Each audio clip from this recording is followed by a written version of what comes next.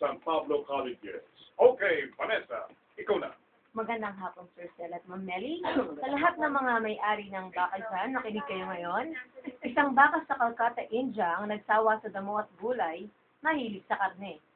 Naging palaisipan sa isang magsasaka ang isa-isang pagkawala ng alagang manok at hindi lubos maisip kung sino ang umaatake at kumakain sa mga inahin. Inakala ng magsasaka na ang mabangis na aso ang may kasalanan o pumapatay ng mga alagang manok hanggang matuklasang ang alaga palang baka ang pumapapak sa kanyang mga manok. Dahil dito, naging instant celebrity ang isang kaunggulang na baka. Bakit nga naman hindi, di ba? Saan ka nakakita ng baka na sa halip na damo at gulay ang kainin, abay karne ang pinapapak. Laking gulat niya nang maaktuhan ng alagang baka na kinakain ng buhay ang mga manok. Naitampok ang star na baka sa telebisyon at binibisita maging ng mga turista. Alright. Klase yun. Wow, carnivorous. 1 year old na baka. Kumakain ng karne. Akala ko kanina, Python.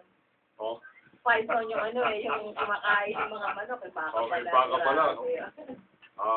Baka naman gawa-gawa lang yung ano, pero hindi, ano? Pagka sinaliksik yan, eh. Carnivorous yung baka. Actually, my first time to hear na ganyan nga pangyayari. No? Dapat yung baka kumakain ng damo. Yes. Pero alam mo, Sel, meron ding mga merong mga aso. Ang aso hindi kumakain ng gulay yun di ba? Alright.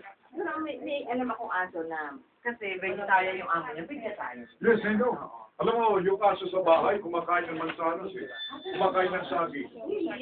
And that's good. Oo. Bawal kasi, hindi dapat sa kanila kumakain ng gano'n. Hindi yun ako Really? Pero siguro natuturuan din ang lasa ng Hindi kasi kapag every time na kumakain, lalo na ako, nakatingin siya eh. Kaya binibigyan ko nito. So, na-develop na